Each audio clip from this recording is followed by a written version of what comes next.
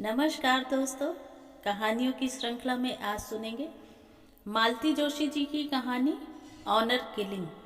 लेकिन उससे पहले मेरा आपसे विनम्र अनुरोध है कि अगर आपको मेरी कहानियाँ अच्छी लगती हैं तो मेरे चैनल को सब्सक्राइब ज़रूर करें, लाइक करें और अपने दोस्तों और परिचितों में शेयर भी करें। बेल आइकन दबाना बिल्कुल भी ना भूलें। आज सुनिए ऑनर किलिंग। अनु, आवाज़ सुनकर मैं एकदम चौंक गई। पापा मेरे कमरे के दरवाजे पर खड़े थे। किताब परे फेंक कर मैं हड़बड़ाकर उठ खड़ी हुई। जी पापा। सुनो, आज शाम अपने यहाँ कुछ लोग आने वाले हैं। जी। तुम्हें भी उनसे मिलना होगा। जी। अगर कोई बात चले तो यही कहना कि तुम अपना एमबीए पूरा करने के लिए यहाँ रुकी हुई हो। मतलब क्या तुम्हें सीधी तरह हिंदी समझ में नहीं आती, या कि मैं रशियन में बात कर रहा हूँ? वे झल्लाकर बोले और पलट कर चल दिए। वे जिस अंदाज में सीढ़ियाँ उतर रहे थे उससे पता चल रहा था कि वे कितने गुस्से में हैं। मैं सक पकाई सी कुछ देर तक वहीं दरवाजे पर खड़ी रही, फिर धम्म से आकर बिस्तर में बैठ गई। मैं एमबीए कर रही थी, यह सच था, पर मैं उसके लिए भारत में रुकी थी, यह एक अर्ध सत्य था। इस अर्ध सत्य को पापा इतनी तरजीह क्यों दे रहे थे, समझ में नहीं आ रहा था। मैंने पापा के ऑफिस रवाना होने तक प्रतीक्षा की। जब उनकी गाड़ी बंगले का गेट पार कर गई तो मैं नीचे उतर आई। मैंने सीधे किचन का रुख किया। जैसा कि मेरा अनुमान था, मम्मी वहीं थी, पसीने से तरबतर काम में जुटी हुई थी। चारों बर्नर्स पर कुछ न कुछ चढ़ा हुआ था और पूरी रसोई तरह तरह के मसालों से महक रही थी। बड़ी तैयारियां हो रही हैं। कोई खास मेहमान आ रहे हैं क्या? मैंने पूछा। जयपुर से कुछ लोग अतुल के लिए रिश्ता लेकर आ रहे हैं। लगता है काफ़ी जोरदार पार्टी है। उत्तर में मम्मी केवल हंस दी। तो इन जयपुर वालों को मेरी पढ़ाई में इतनी दिलचस्पी क्यों है? भैया के क्वालिफिकेशंस काफ़ी नहीं है क्या?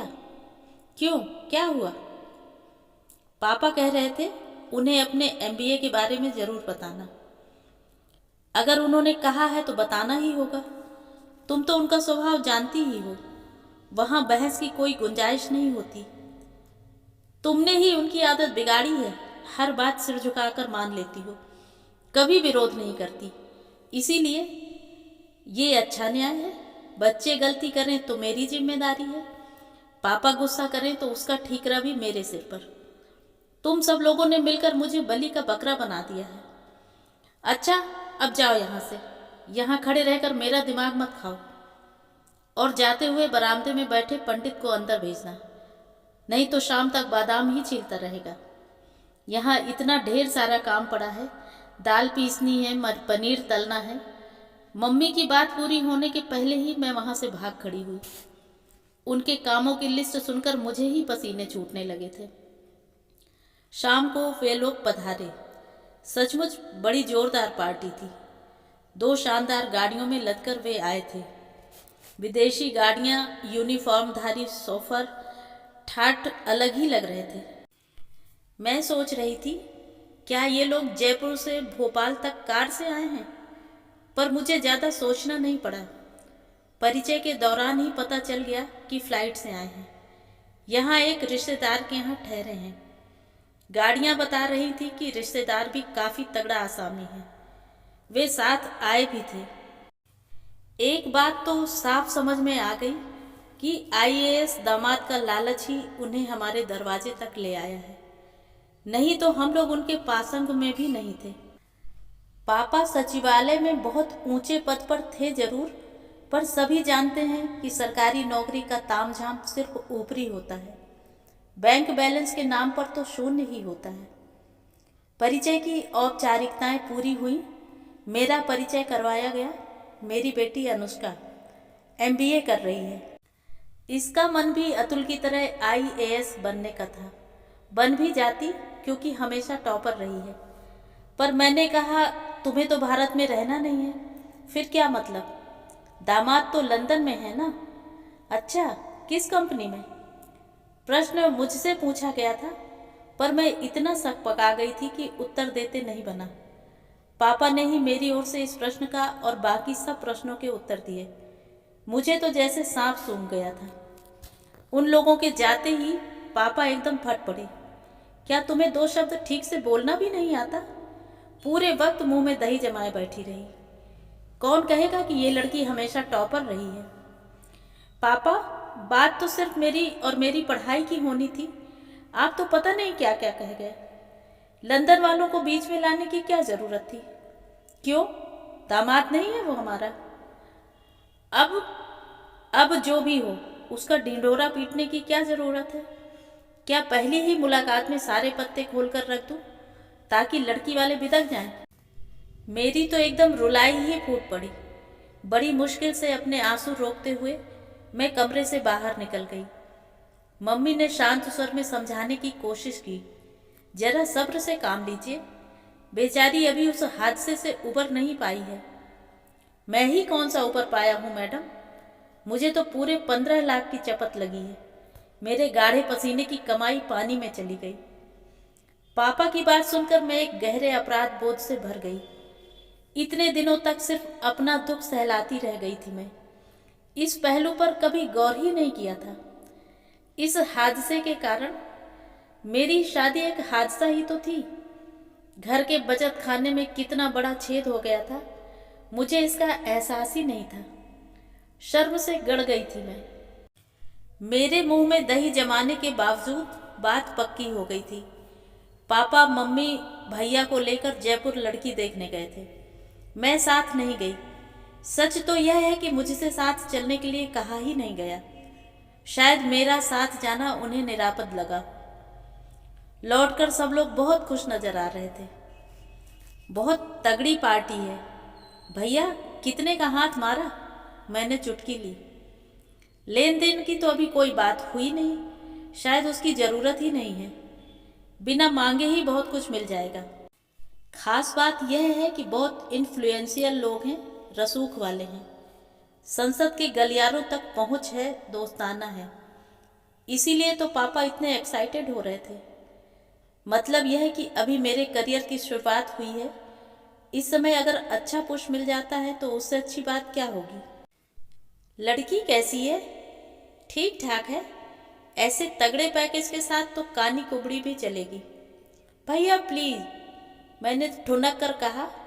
वे हंस दिए। मजाक कर रहा था मैं। लड़की अच्छी है।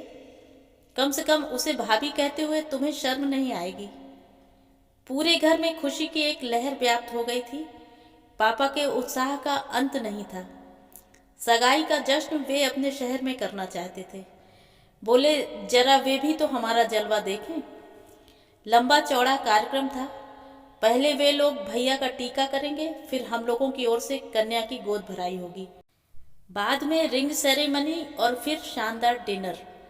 शहर का सबसे सुंदर और सबसे महंगा हॉल बुक किया गया। Best caterer, best decoration, best entertainment, सब कुछ बेस्ट ही होना था। खूबसूरत कार्ड्स छपवाए गए। मेहमानों की, स्थानीय निमंत्रितों की लिस्ट बनाई गई। शादी चूंकि जयपुर में होने वाली थी, इसलिए इस बात का खास ख्याल रखा गया कि स्थानीय आत्मीय परिजन, परिचितों में से कोई छूट न पाए। कार्ड्स पर नाम पते लिखने का काम मैंने अपने ऊपर ले लिया। एक नाम पढ़ते ही जैसे मुझे करंट लग गया। हाथ रोककर मैंने पूछा, पापा, आप इन लोगों को भी निमंत्रण देंगे? बिल्कुल, देना ही पड़ेगा। वे मेरे समधी हैं। लेकिन पापा, अब जबकि सब कुछ खत्म हो गया है। क्या खत्म हो गया है? अब भी तुम उस घर की बहू हो और वे इस घर के गणमान्य मेहमान हैं। उन्हें न बुलाने से नए समधियों के पास गलत मैसेज जा सकता है। मैं आवाक होकर उन्हें देखती ही रह गई। बड़ी मुश्किल से मेरे बोल फूटे, पापा, जिस रिश्ते को मैंने नकार दिया है उसका बोझ आप क्यों ले रहे हैं? यूं नकार देने से रिश्ते खत्म नहीं हो जाते अनु। जब तक तलाक नहीं हो जाता, ये रिश्ते हमें ढोने ही पड़ेंगे। तलाक तो कब का हो जाता पापा, पर आपने होने नहीं दिया।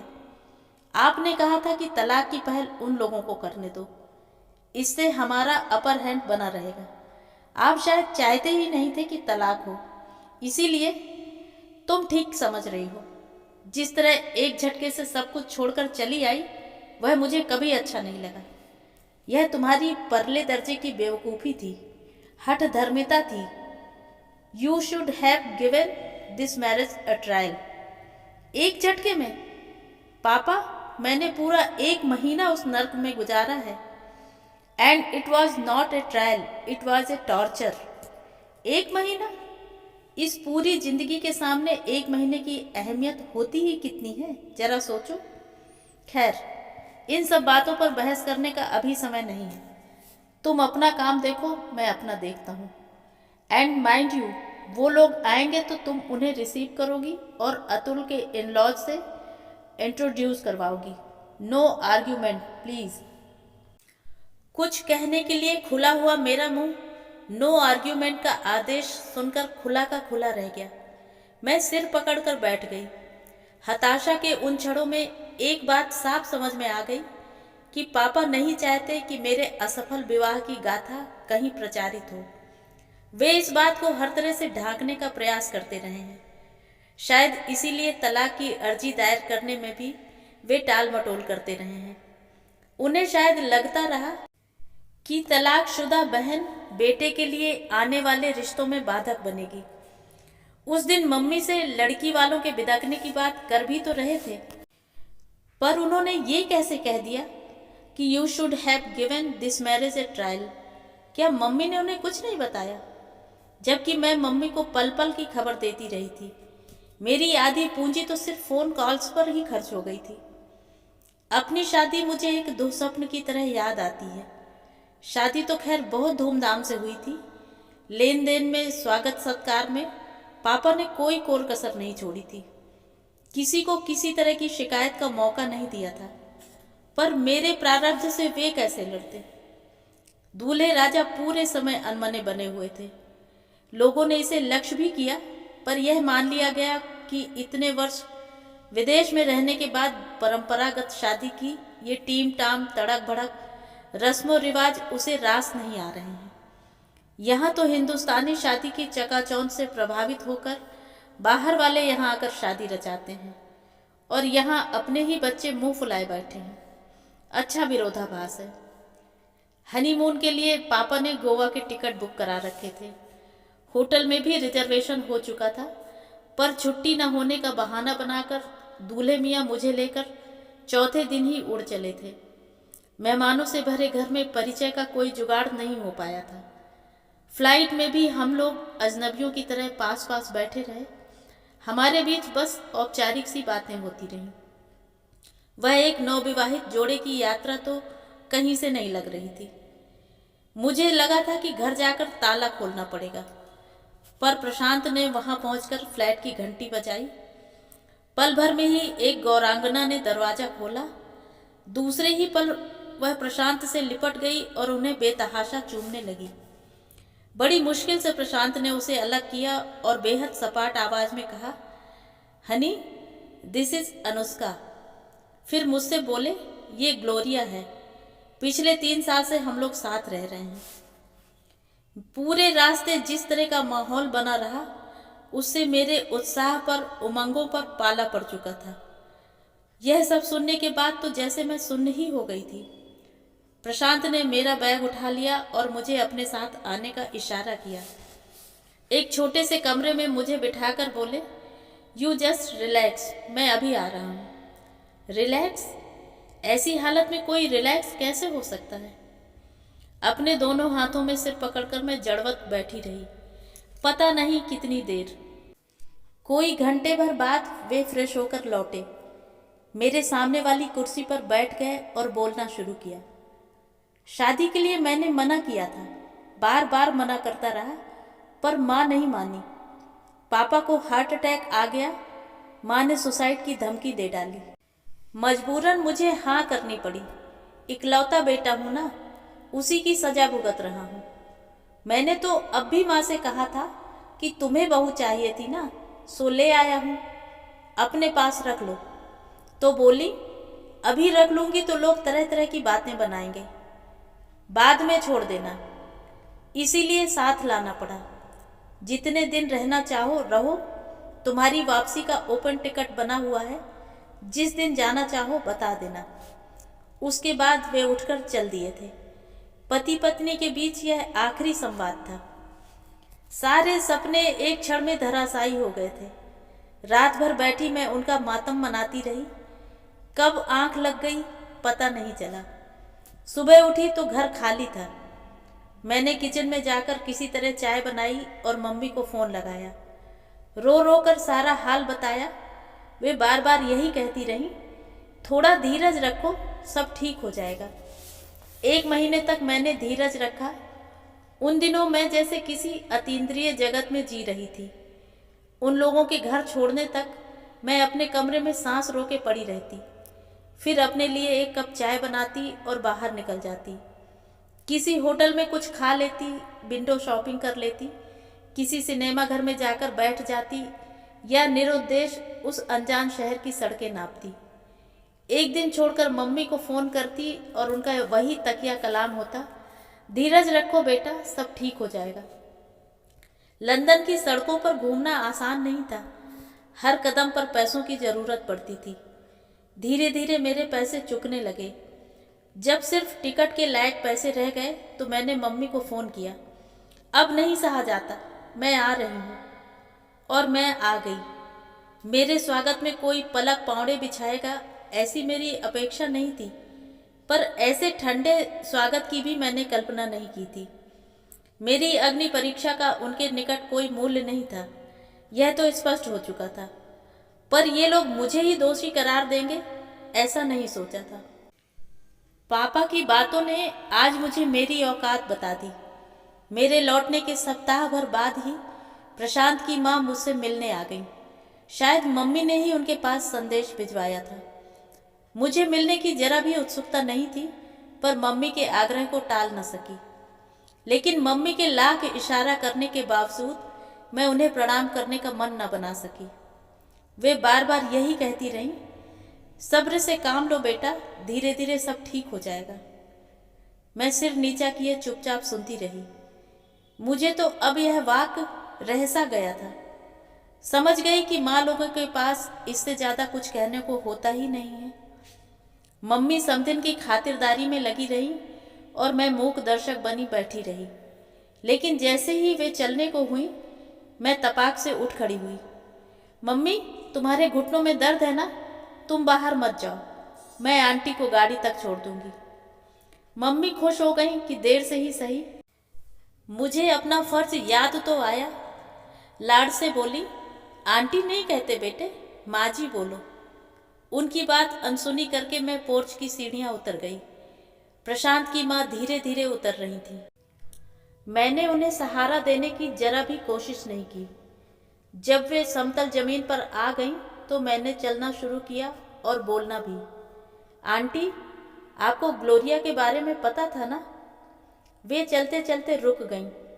विस्फारित नेत्रों से मुझे देखने लगीं। कुछ क्षण मेरा प्रश्न हवा में ही टंगा रह गया। मैंने उसे फिर से उनकी ओर उछाल दिया। आपको पता था ना? वे सकपका गई थीं। धीरे से बोली, हाँ, वैसे कुछ कुछ पता था।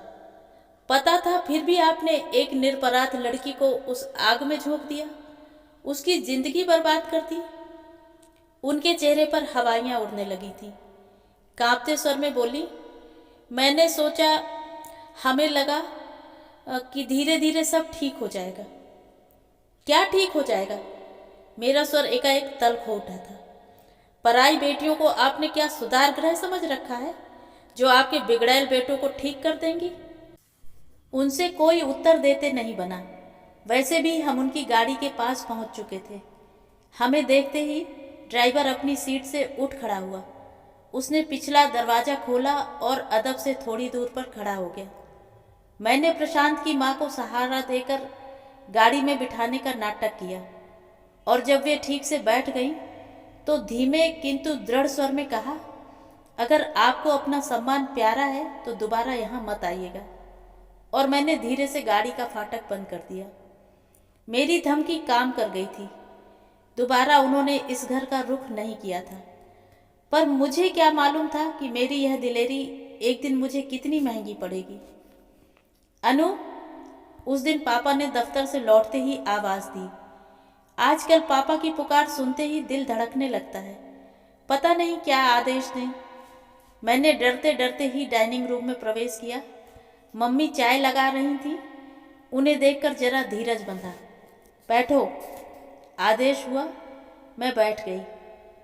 पिछली बार जब प्रशांत की माँ हमारे यहाँ आई थी, तुमने उनसे कुछ कहा था? मैं चुप थी। कुछ बोलती क्यों नहीं? जवाब दो। अरे क्या जवाब देगी वह? उस दिन भी वह इसी तरह चुप बैठी रह गई थी, बल्कि बाद में तो मैंने इसे डांटा भी था। तुम चुप रहो, पापा दहाड़े। हर बार उसका पक्ष लेती रहती हो। सही गलत कुछ तो समझा करो। मैं सच कह रही हूँ, वह पूरे वक्त इसी तरह होंठ सीकर बैठी रही थी। वह तो उनके सामने आना ही नहीं चाहती थी। मैं ही खींचकर बाहर लाई थी, तो बुत बनी बैठी रही। गाड़ी तक उन्हें छोड़ने चली गई, यही बड़ी मेहरबानी हुई। गाड़ी तक तुम नहीं गई थी? नहीं।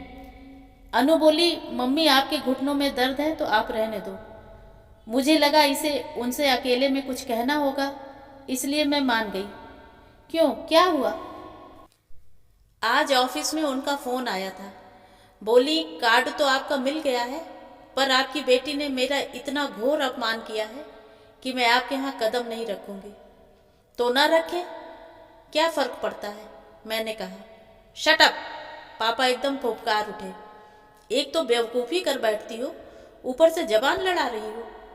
उनके ना आने का मतलब जानती हो? नए समझे मुझसे 10 बार पूछेंगे, 10 बार मुझे नए बहाने गढ़ने पड़ेंगे। इसका क्या इंप्रेशन पड़ेगा जानती हो? पापा, क्या आपको नहीं लगता कि शादी ब्याह के मामले में थोड़ी ट्रांसपेरेंसी होनी चाहिए? हम खुद जो भुगत रहे हैं वह और क्या है। I think it is high time कि आप सबको बता दें। वाह, क्या बात कही है। इस शगुफे के लिए इससे अच्छा कोई मुहूर्त हो ही नहीं सकता। अतुल की इंगेजमेंट की घोषणा बाद में होगी। पहले मैं बड़ी शान से तुम्हारे ब्रेकअप की घोषणा करूंगा, ठीक है? पापा, आप गलत। इनफ। मुझे अकल सिखाने की कोशिश मत करो। हर चीज का एक वक्त होता है, और यह सिगोफा छोड़ने का यह वक्त नहीं है। अतुल की शादी हो जाने दो, फिर उन लोगों को भी देखता हूँ।